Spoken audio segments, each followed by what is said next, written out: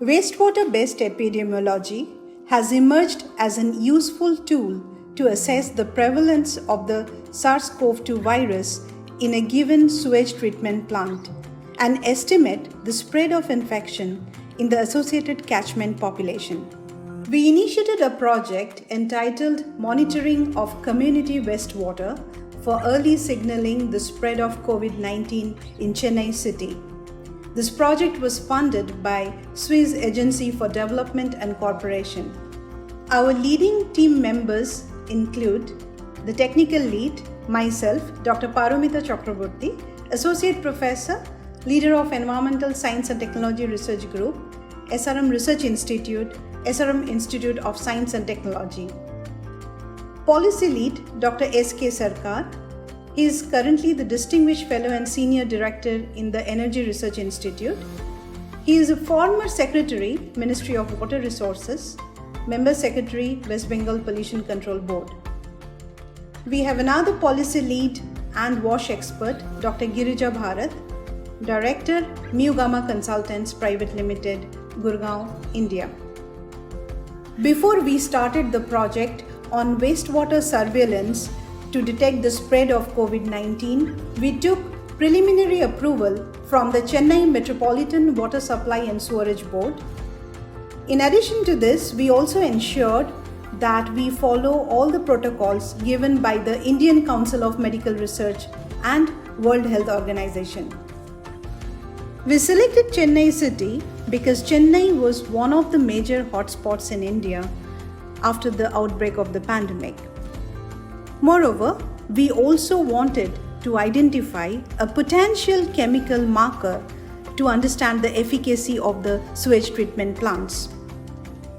To develop early signaling of the spread of COVID-19 in communities, wastewater-based surveillance was conducted in sewage treatment plants and sewage pumping stations of Chennai city immediately after the lockdown in 2020.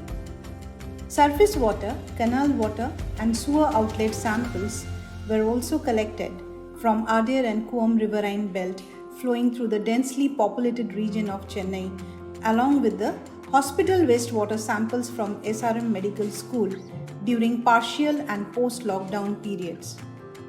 We have used 4 different wastewater concentration methods such as sediment, supernatant, syringe and composite.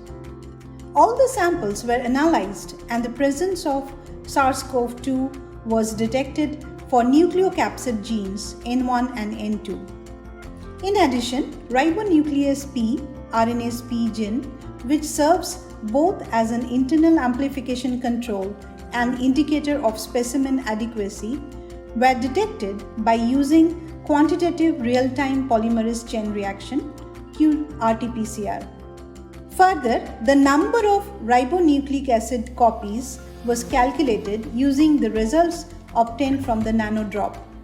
In addition, concurrence of SARS-CoV-2 RNA copies with different organic tracers and pharmaceutical and personal care products were also studied in this project. Now let's look at the results. Unlike hospital wastewater, STP inlet, sludge and SPS samples were found with higher loading of SARS-CoV-2 by sediment followed by supernatant wastewater concentration methods. Given the higher levels of dissolved and suspended solids in STPs and SPS over hospital wastewater, we suspect that this enveloped virus might exhibit the tendency of higher partitioning in the solid phase. Cycle threshold values were less than 30 in more than 50% of hospital wastewater samples. This indicates higher viral load from the COVID-19 infected patients who were admitted during that time in SRM hospital. In the STP outlets, a strict decline of biochemical oxygen demand and more than 80% removal efficiency of caffeine and absence of viral copies reflect the efficiency of the treatment plants in Chennai city. Among the detected organic tracers, a combination of maximum dynamic range and high occurrence percentage was observed for caffeine, and N1 gene of SARS-CoV-2. Hence, we suggest that caffeine can be used as a chemical marker for the removal of SARS-CoV-2 by STPs.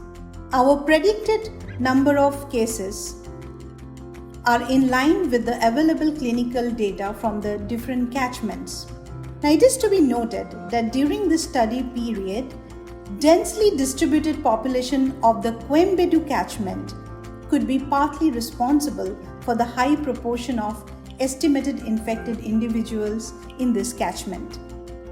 Well, during this pandemic, the government agencies and the supporting institutions have been doing their best to conduct clinical testing and impose restrictive measures wherever necessary.